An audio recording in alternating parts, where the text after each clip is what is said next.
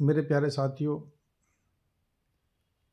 सभी का टेट की क्लास में स्वागत है। साथियों, आज जो हम वीडियो बनाने जा रहे हैं वो वीडियो अभिवृद्धि विकास के अंतर्गत जो विकास की अवस्थाएं बताई थी मैंने, उसके ऊपर आज प्रश्न हम करेंगे।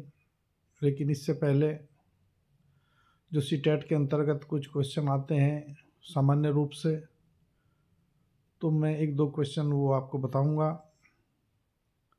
आइए शुरू करते हैं। और शुरू करने से पहले आप जो है इसे देखने से पहले आप जो है चैनल को सब्सक्राइब कर दें, और जो भी वीडियो आती रहेगी जो है आप इसको आपको मिलती रहेगी समय समय पे। साथियों, परीक्षा से पहले जो भी वीडियो हैं वे बहुत ही महत्वपूर्ण होने वाली हैं, इसलिए आप जो है वीडियो को ज़रूर देखें,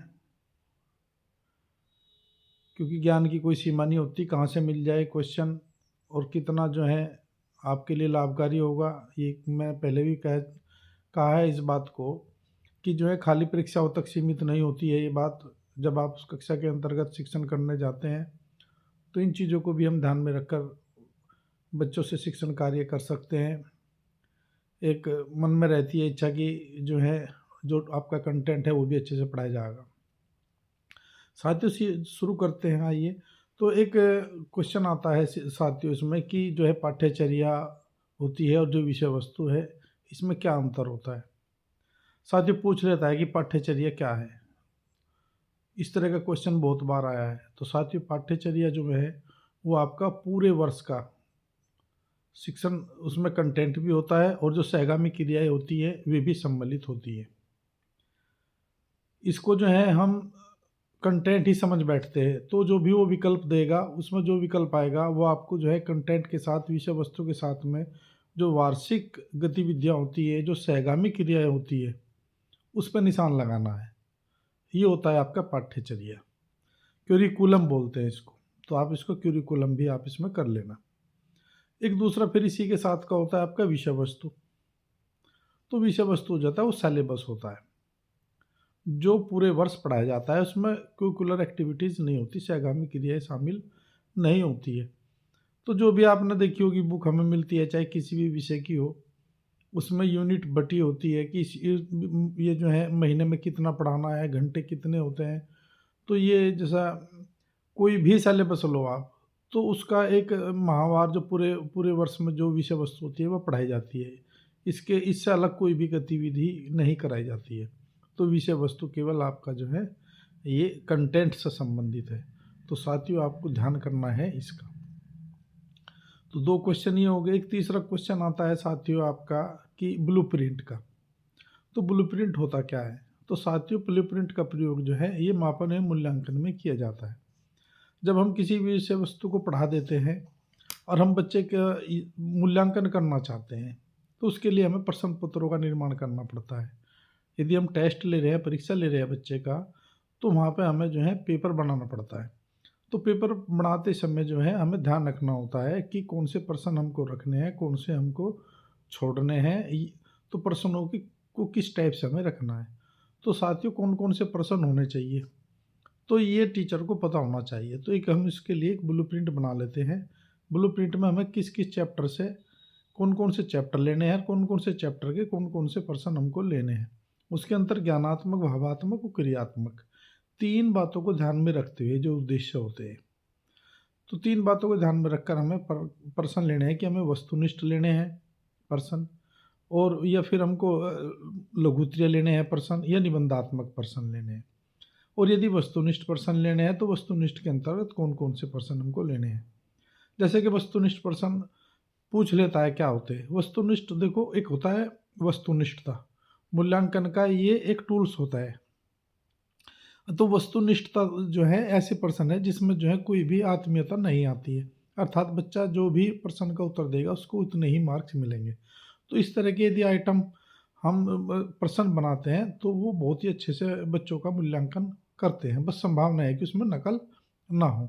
तो ये वस्तुनिष्ठ प्रश्न पूछ लेता है कि कितने प्रकार के होते हैं। तो वस्तुनिष्ठ प्रश्न दो प्रकार के होते हैं, एक प्रत्याभिज्ञान और एक प्रत्यास्मरण। तो तो प्रत्यास्मरण को जो है रिकॉलिंग बोलते हैं और उसको है रिकॉग्नाइजेशन बोलते हैं। तो साथियों जो प्रत्याभिज्ञान होता है, रिकॉग्नाइजेशन होता है, वे पर्सन होते हैं कि हमको जो है याद तो वे होते हैं, लेकिन जो है वो उसको हम तुरंत हमारे याद नहीं आता। तो उसके लिए हमें कुछ न कुछ पहचान दे दी जाती है कि आप इनमें से छाँटिए। जैसे कि बहुविकल्प पे आते हैं पर्सन, तो बहुविकल्प में वो जो है आपको एक पर्सन लिख देगा और उसके 4 आपको बहुविकल्प पे दे देगा, तो उनमें एक में से हमें छाँटना होता है। तो देखो ये है कि पर्सन यदि हमारे पर्सन पहले कभी पढ़ा है हमने और वो हमारे सामने जो है फिर उसकी सहायता दी जाती है, तो हम उसको कर देते हैं। तो ये ऐसे पर्सनों को जो है प्रत्याभिज्ञान के अंतर्गत रखा जाएगा। एक होता है साथियों हमारा मिलान वाले क्वेश्चन। तो देखो मिलान वाले भी क्वेश्चन हमारे यही होते हैं कि भाई हमने पहले पढ़ रखा है और वो हमारे सामने आया है। तो इस तरीके से मिलान वाला भी क्वेश्चन हमारे होते हैं। एकांतर वाले होते हैं, अल्टरनेटिव बोलते हैं, अनुक्रिया एक से एक का संबंध दूसरे का, दूसरे से तीसरे का, तीसरे का चौथे का क्या संबंध बनता है। तो इस तरीके के भी क्वेश्चन हमारे होते हैं।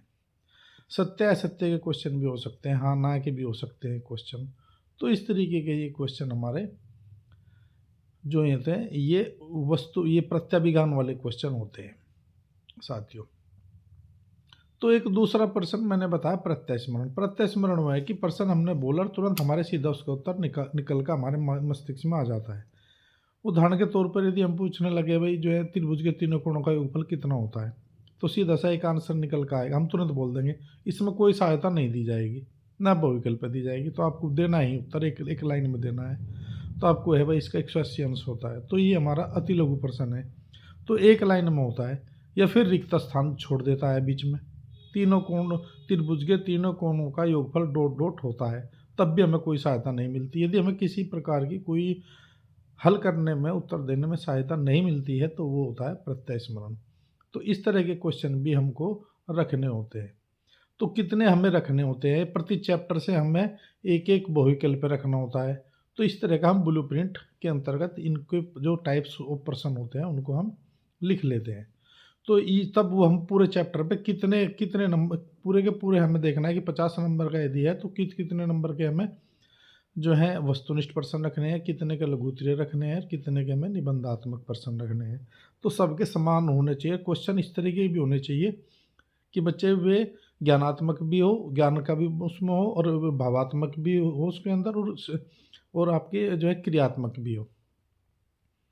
जैसे कि मनोसाइकोट वे क्वेश्चन आ जाता है पेपर में कि जो है इसका चित्र बनाइए, सरसों का या पौधे का चित्र बनाइए आप, हैं या हृदय के काट का चित्र बनाइए। तो प्रश्न कौन सा होता है, ये ज्ञान वाला नहीं, ये साइकोमोटर वाला क्वेश्चन होता है। तो एक क्वेश्चन हम इस तरीके से भी रख लेंगे। तो इसे बोलते हैं ब्लूप्रिंट। तो ये एक जो है प्रश्नों के प्रकार का बनाने का तरीका होता है। तो ये होता है ब्लूप्रिंट, हमें समझ लेना चाहिए ये अच्छे से। नहीं तो कुछ जो है क्वेश्चन बना देते हैं, उसमें सभी प्रश्नों को ध्यान में नहीं रखते और बस 10 प्रश्न रख दो भाई, छुट्टी हो गया काम। ऐसे नहीं करना है बिल्कुल भी। तो इस चीज़ का हमें ध्यान रखना होगा।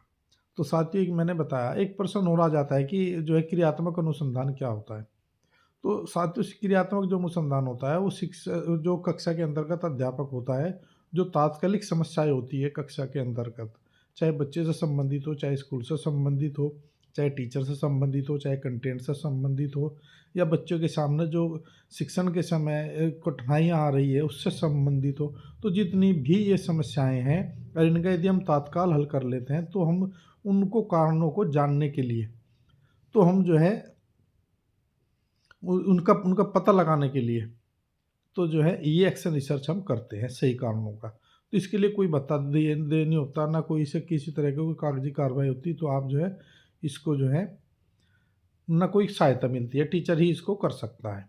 उदाहरण के तौर पर यह है कि वह गणित का अध्यापक है और वो बगैर टीएलएम के पढ़ा रहा है, या भूगोल का अध्यापक है और वो बगैर टीएलएम के बगैर नक्शा लाए भूगोल की किताब पढ़ा कर चले जा, तो क्या बच्चों को वास्तविक नॉलेज हो जाएगी?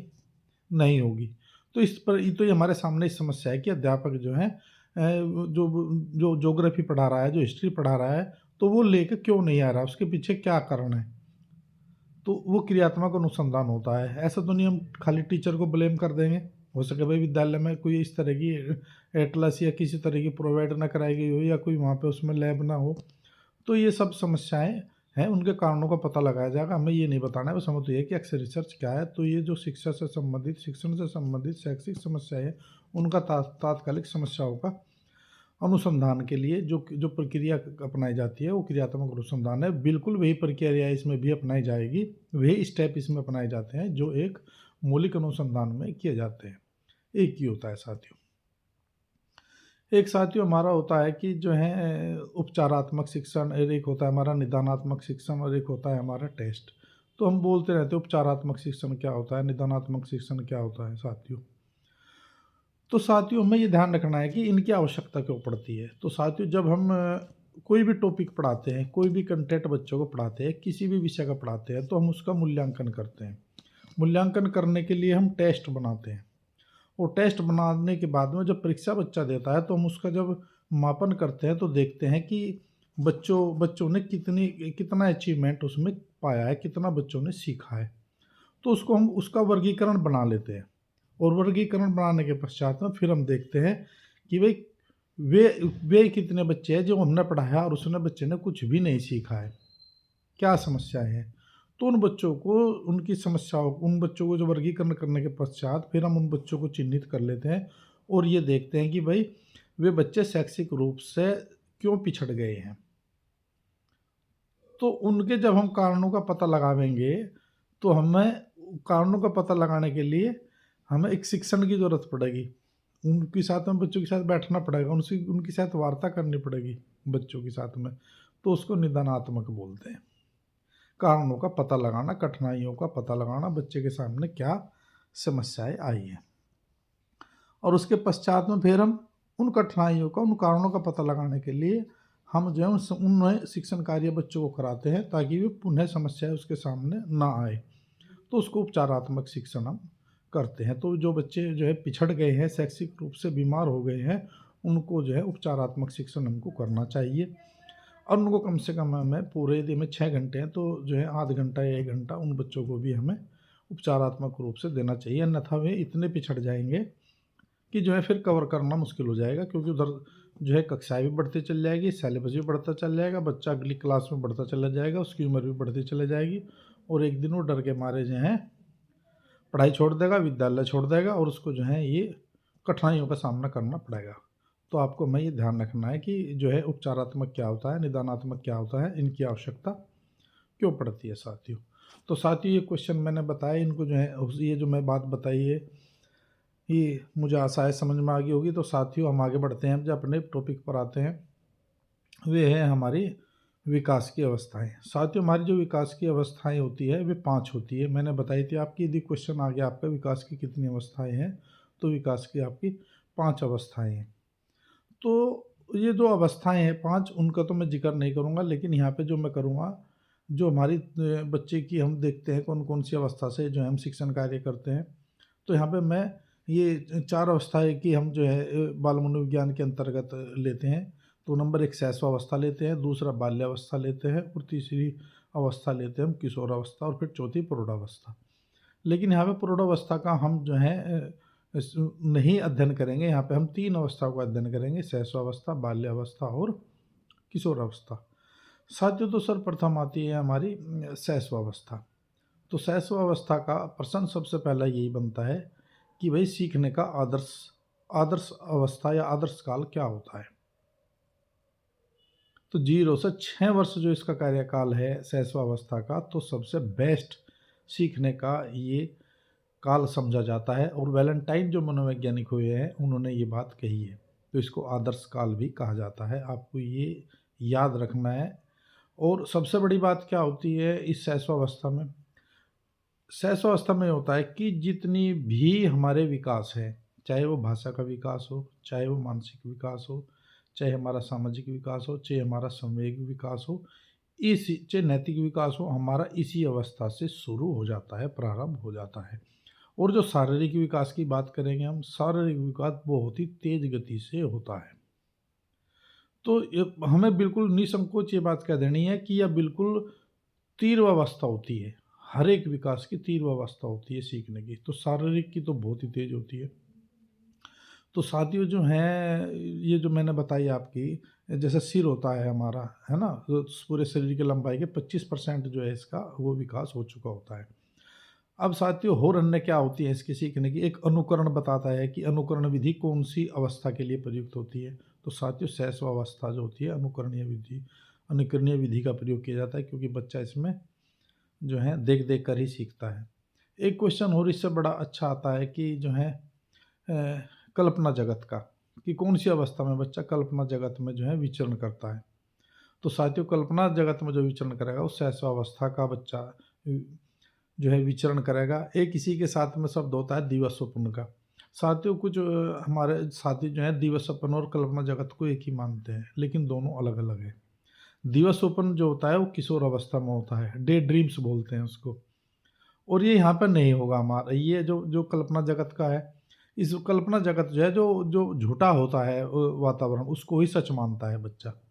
जैसे कि मोटू पतलू होता है उसमें, तो उसको भी वास्तविक मानता है। तो जो कहानियाँ हैं उनको वास्तविक समझ बैठता है। तो ये सब चीज़ें जो हैं कल्पना, उसकी कल्पना शक्ति जो है बढ़ती चली जाती है बच्चे की, और वो विचरण करता है उस इन इन सब चीज़ों को कल्पना मात्र ही उसको वास्तविकता का बोध होने लगता है। तो वो कल्पना जगत विचरण बोलते हैं उसको। तो कहानियाँ जो होती हैं उसको बच्चों को पसंद होती है बहुत ही। तो छोटा बच्चा जो होगा ये आपको रखना है ध्यान इसका कि कल्पना जगत का विचरण का कौन होता है। कुछ मनोवैज्ञानिकों ने बताया है कि जो है ये जो 5 वर्ष ये जो है इस शिलान्यास हो जाता है अपने भावी जीवन का।